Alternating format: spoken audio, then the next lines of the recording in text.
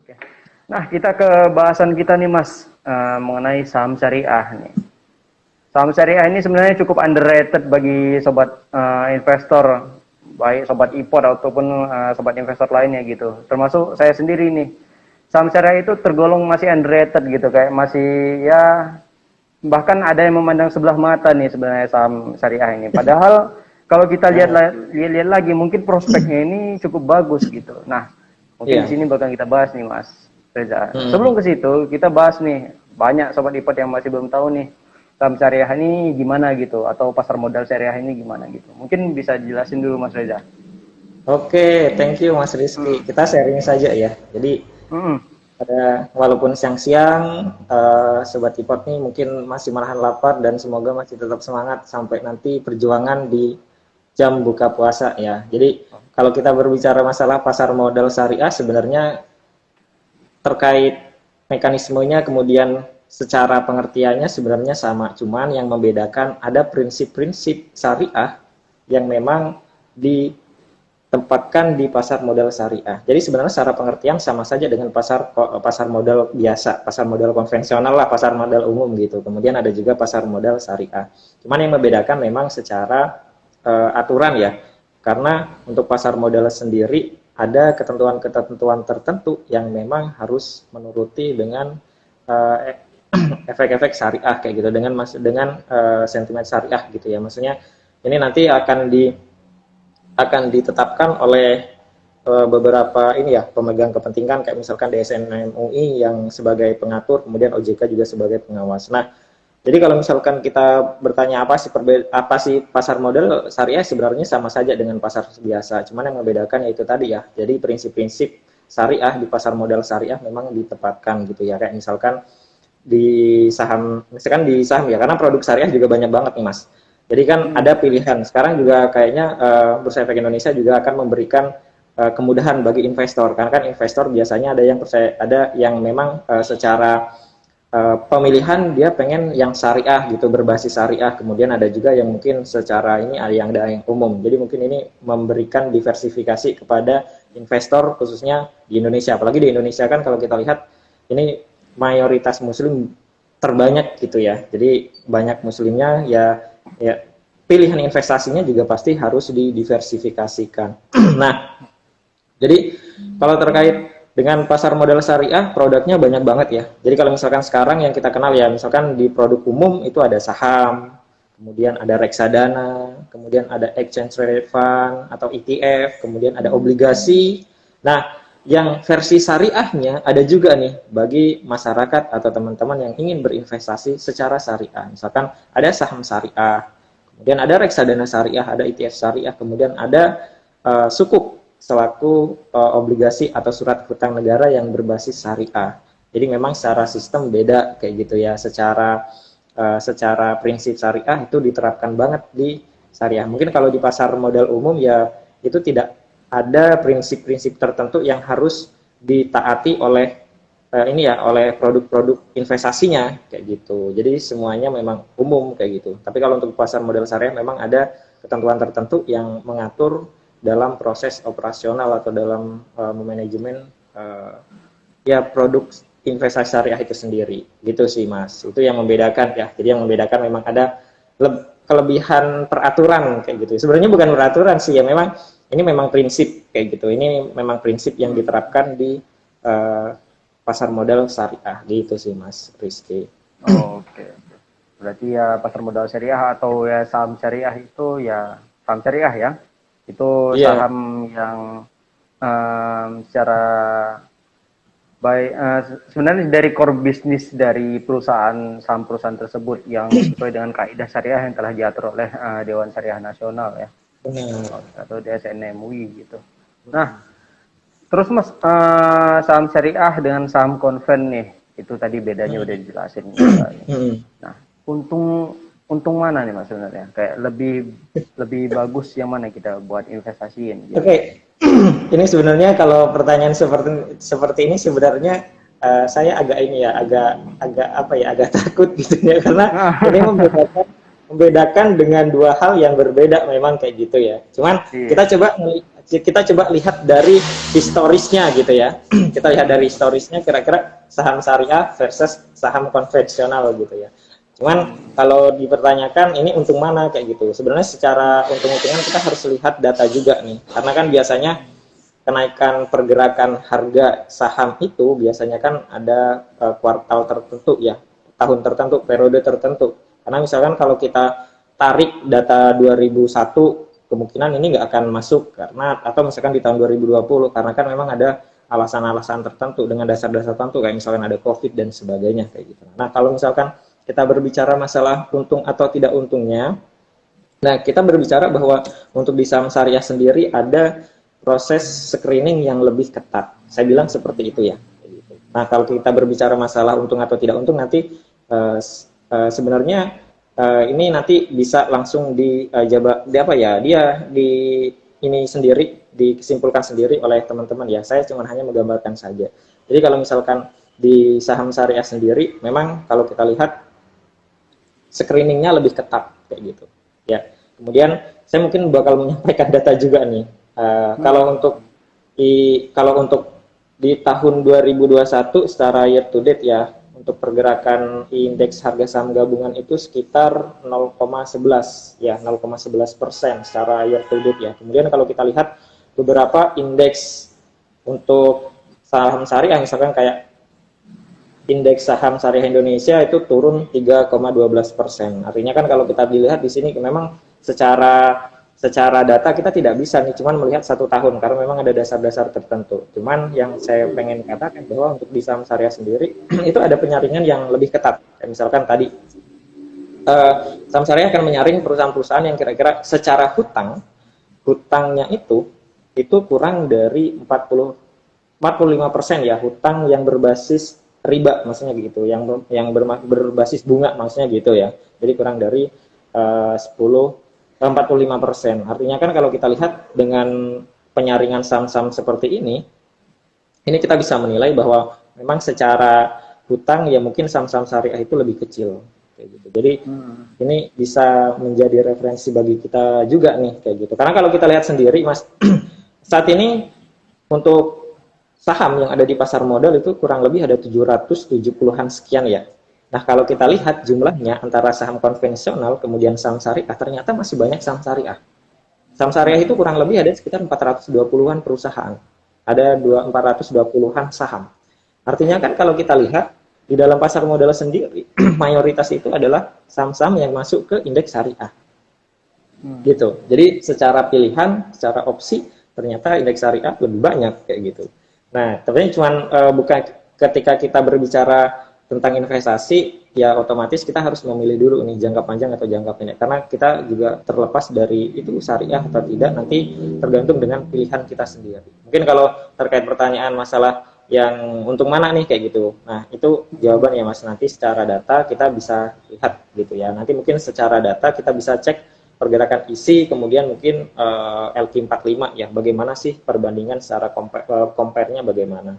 Kayak gitu sih gitu. Kalau saran saya sih kalau misalkan mau lihat perbandingan itu ya lihat 5 tahun atau 5 tahun atau 3 tahun ke belakang ya. Jadi kita nggak bisa memang melihatnya dari 1 tahun atau 2 tahun, apalagi ada faktor tertentu yang membuat pergerakan harga saham itu kadang melemah, kadang menguat gitu ya. Gitu sih Mas Rizky. Oke.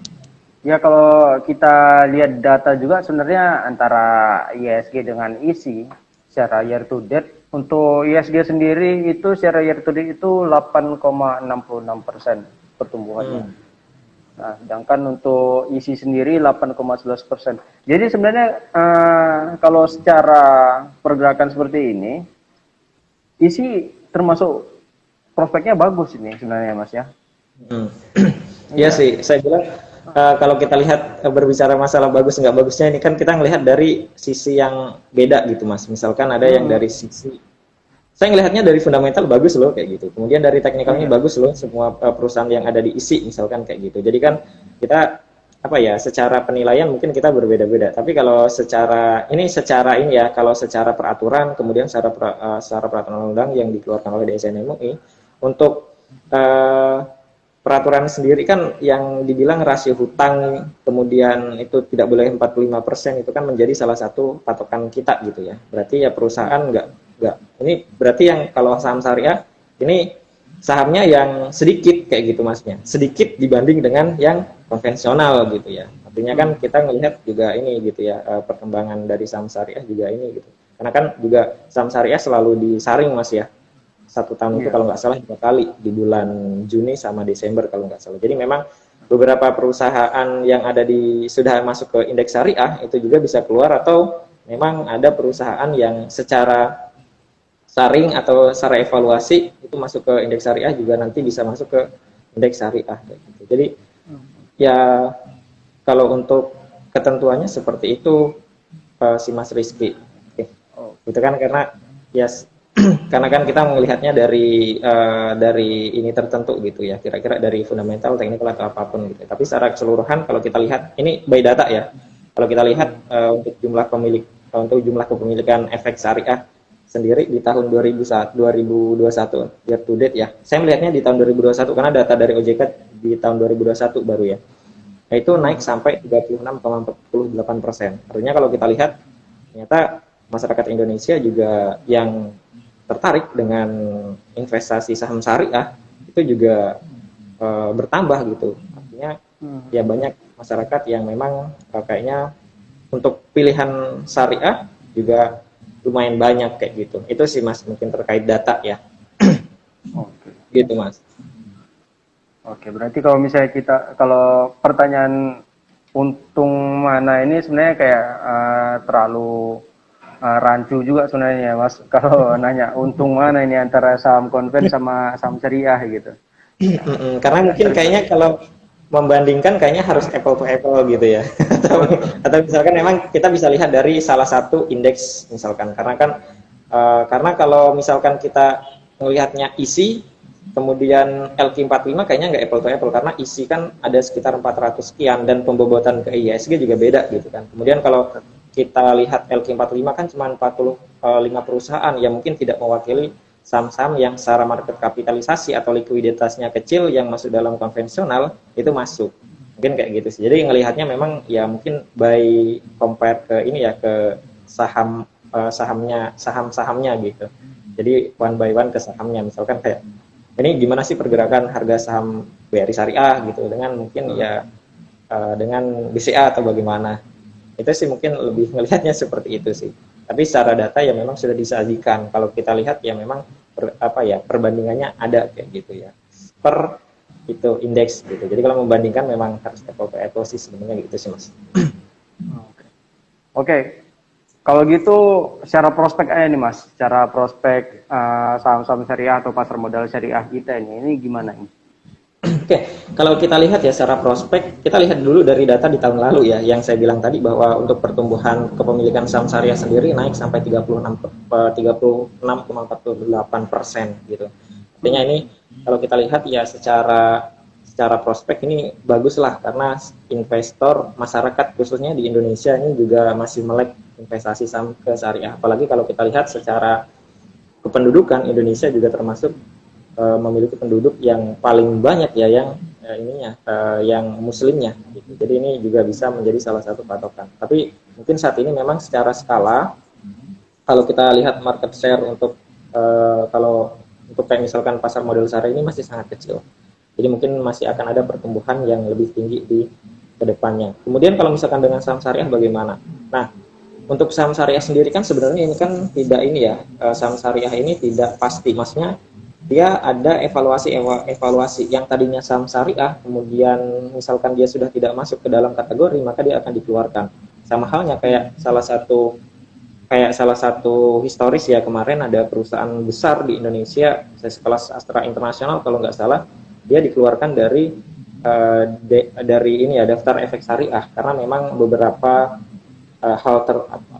hal misalkan kayak utangnya sudah melebihi 45% dan sebagainya. Nah, itu juga bisa menjadi ini kita ya, patokan kita. Jadi memang kalau pertanyaannya saham syariah bagaimana, saya sih lebih melihatnya ke fundamental perusahaan masing-masing. Misalkan kayak karena kan kalau kita bertanya tentang saham syariah bagaimana? Ini secara umum banyak gitu kan. Sedangkan kayak tadi kalau kita bilang bahwa untuk saham syariah sendiri ada 420-an kayak gitu. Artinya ini sangat banyak banget gitu. Jadi kalau misalkan one by one, misalkan oh di dalam efek syariah itu ada misalkan kayak contohnya misalkan kayak BRI Syariah loh. Kemudian bagaimana sih prospek dari BRI Syariah sendiri gitu. Jadi saya sih lebih melihatnya ke perusahaan per perusahaannya Mas. Nah, gitu ya. Dan kalau terkait masalah pasar modal syariah sendiri bagaimana? Tentunya bakal berkembang ya. Karena kalau kita lihat di tahun 2021 sendiri, ini pasar modal syariah itu kalau nggak salah ini awalnya karena ini dari tahun 1997 kalau nggak salah ya. Dulu pertama kali penerbitan reksadana syariah dan sampai detik ini perkembangan pasar modal syariah juga sangat berkembang. Kita ngelihat ada banyak produk yang sekarang kalau dulu cuma reksadana syariah kan, kalau sekarang ada sukuk, saham syariah, ada diri syariah, ada syariah, kemudian ada ETF syariah dan sebagainya. Ini kan menunjukkan bahwa perkembangan di pasar modal syariah juga sangat pesat gitu sih. Nah, kalau kedepannya saya kira ini juga bakal lebih pesat lagi gitu Mas. Karena kalau melihat memang secara penduduk kita juga banyak muslim dan mungkin banyak juga nih masyarakat Indonesia yang belum teredukasi terkait investasi di pasar modal syariah Oke, oke. gitu. Secara prospek ya untuk saham-saham syariah ya tentunya bagus juga Mas, apalagi di tengah momentum bulan Ramadan ini juga ya, contohnya kayak sektor konsumer gitu atau retail gitu. Juga media itu jadi mungkin jadi kayak semacam katalis untuk indeks syariah di pasar modal kita ya. Iya, benar juga seperti itu. Jadi kayak bisa kayak karena momennya tengah Ramadan gitu, jadi kayak perusahaan-perusahaan kayak perusahaan konsumer yang syariah gitu, perusahaan-perusahaan retail yang syariah gitu. Nah, itu bisa kayak meng-up gitu untuk Ya, pendapatannya. secara indeks. Nah, untuk secara Apalagi indeks. musim mau Lebaran kan banyak orang beli ini Mas ya, banyak orang beli baju baru. Jadi Itu boleh tuh bisa salah satu saham itu di ini dipantau gitu. Masuk juga tuh dalam tadi pagi ya. ya. Tadi pagi masuk juga tuh sahamnya itu. Nah, mungkin Sobat Ipot tahu nih sahamnya apa gitu. Nah, oke oke Mas. Nah, terus nih Mas, kalau kita ngomongin kelebihannya nih, kelebihan kekurangan dari pasar modal syariah deh. Itu apa aja gitu? Aduh, kalau kita ngelihat dari kelebihan dan kekurangan, mungkin saya lebih melihat ini ya. Saya ingin melihat sesuatu itu ke positifnya gitu ya. Nah, kalau misalkan kekurangan ya mungkin ya secara resiko juga sama kayak pasar modal biasa kayak gitu ya. Nah, kalau kita lihat yang pertama memang untuk pasar modal syariah sendiri ini kalau saya lihat bahwa dengan adanya peraturan kayak misalkan dengan adanya peraturan dibatasin hutang, kemudian rasio peminjaman, kemudian rasio bunga juga kayaknya ini menjadi katalis positif atau menjadi pandangan positif ya bagi pasar modal syariah karena dengan adanya perusahaan yang secara hutang mungkin lebih sedikit ini bisa menjadi pilihan kita nih, menjadi pilihan kita, menjadi pilihan perusahaan menjadi pilihan kita untuk berinvestasi di sana. Kalau terkait kekurangannya ya kalau kita lihat ya secara umum di pasar modal ya pasti ada resiko, kemudian ada ininya juga ya, itu ya mungkin salah satu kekurangannya gitu ya. Kemudian kalau kita lihat memang saat ini pasar modal syariah sendiri skopnya masih kecil ya, itu saya kira bukan suatu kekurangan, cuman ke depan pasti akan menjadi lebih besar lagi dengan adanya pasar modal yang lebih besar. Saya kira semua produk atau saham-saham di syariah juga akan berkembang. Itu sih Mas Rizky terkait kekurangan dan kelebihannya gitu ya. Oke. Nah, tadi udah kita bahas juga nih Mas, secara prospek dari pasar modal syariah, terus secara kelebihan dari pasar modal syariah juga nih. Nah, terus kalau saya nih, misalnya saya tertarik nih buat beli saham syariah nih. Nah, kita nggak tahu nih, ini saham ini syariah apa enggak sih gitu. Nah, itu cara screeningnya atau cara cari taunya apakah saham ini syariah gitu apa enggak itu gimana Mas? Oke, jadi kalau untuk di aplikasi Ipot sendiri itu ada yang namanya sektoral. Jadi di sektoral itu ada beberapa list indeks yang bisa kita pilih. Untuk di syariah sendiri kurang lebih ada sekitar 4 indeks ya. Yang pertama adalah ISI, Indeks Saham Syariah Indonesia. Jadi nanti kita tahu isi yang ada di dalam saham-saham yang ada di dalam indeks isi tersebut itu berarti syariah. Kemudian ada juga JII. Jadi untuk JII ini apa ya, saringan lebih ketat daripada isi tadi. Kalau isi tadi ya mungkin keseluruhan saham yang syariah, tapi kalau JII ini Jakarta Composite Index ini lebih ditekankan lagi, maksudnya penyaringannya lebih kecil lagi. Misalkan kayak secara 30 perusahaan yang mungkin secara kinerja liquid, laporan keuangannya, secara perdagangan liquid, kemudian untuk laporan keuangannya juga kayaknya sebagus gitu. Kemudian ada juga JI 70.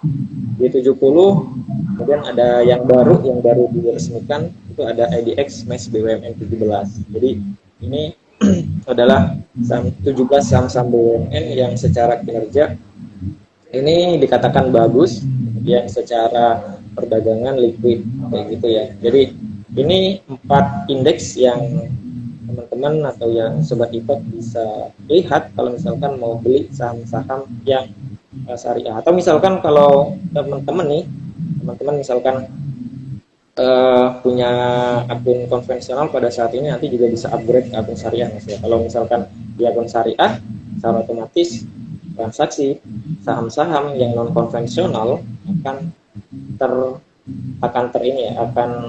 diblok gitu. Maksudnya misalkan kita mau beli saham A yang secara indeks dia tidak masuk ke saham syariah atau daftar efek syariah, maka secara otomatis transaksi kita itu akan diblok. Itu sih kalau misalkan kita mau mengetahui Mas. Jadi ada beberapa indeks acuan yang bisa dijadikan sebagai referensi untuk kita sendiri. Itu sih Mas.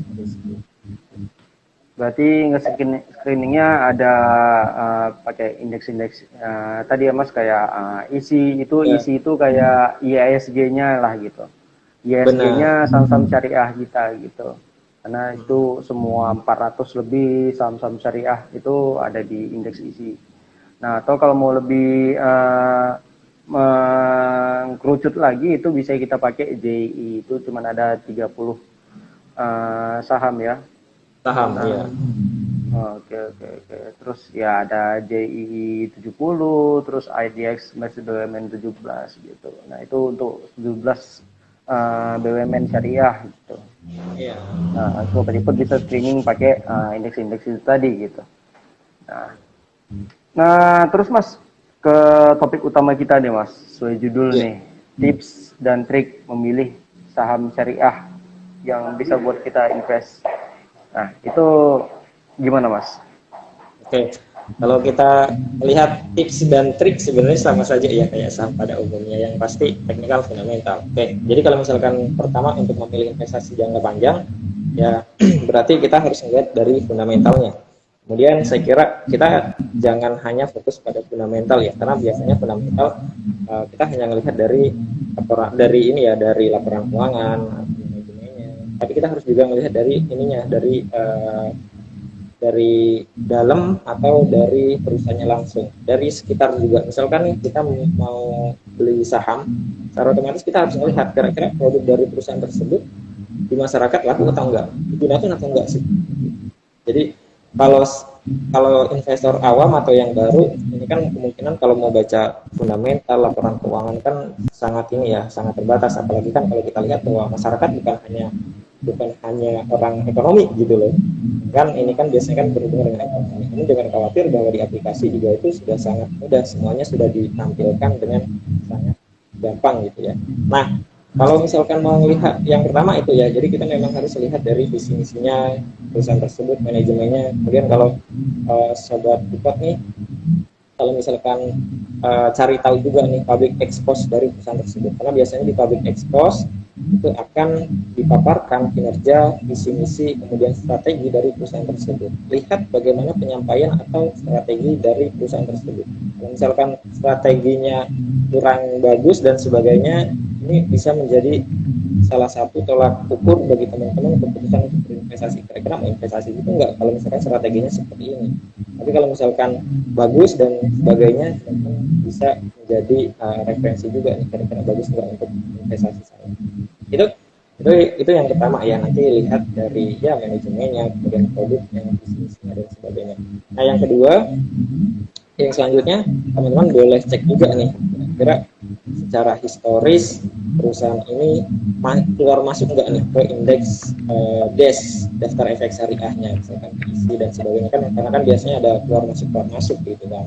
Nah kemudian ya juga nih secara kinerjanya, jadi kinerjanya mungkin bisa dilihat laporan dari laporan keuangan ya, dari kinerjanya, dari labanya, kemudian dari pendapatannya, kemudian dari revenue-nya, kemudian dari beberapa rasio kayak misalkan rasio-rasio ya kayak misalkan PER, PBV, ROA, ROE, kemudian ada juga debt equity ratio, DER ya yang melihat kira-kira utangnya banyak atau enggak.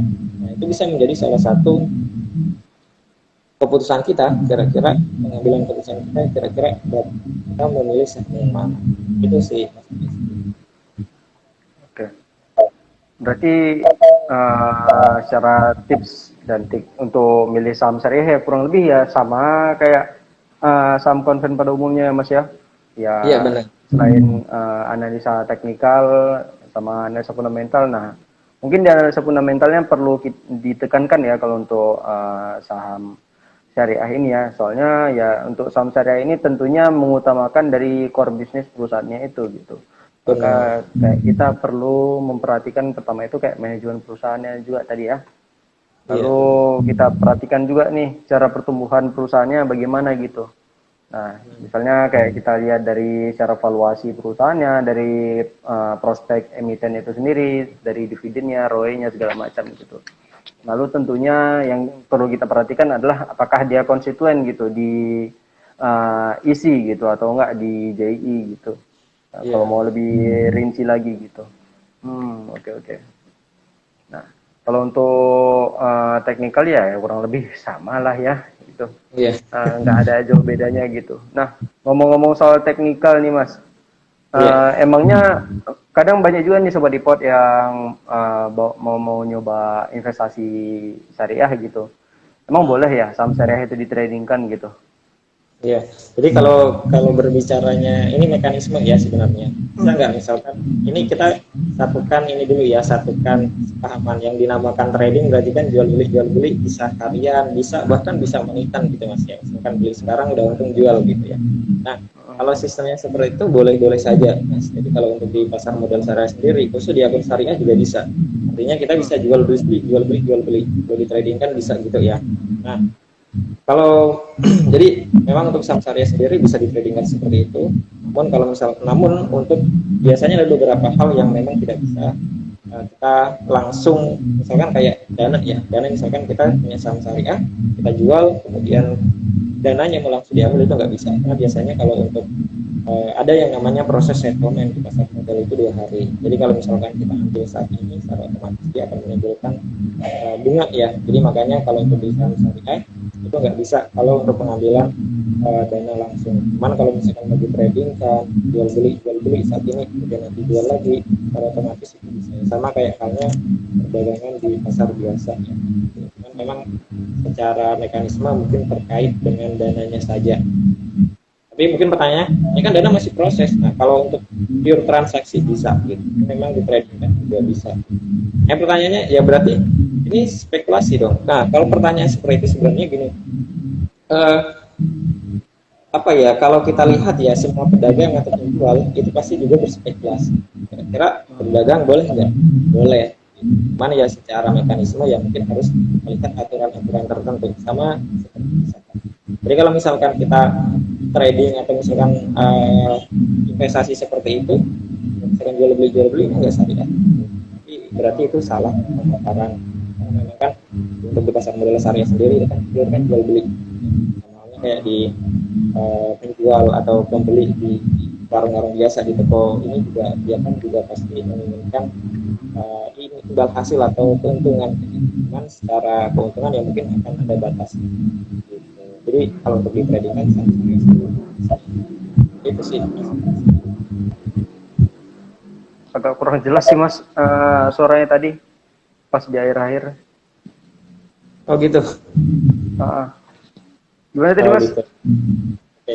Nah intinya sih untuk di trading kan bisa ya. saham syariah itu bisa di trading kan. Itu sih.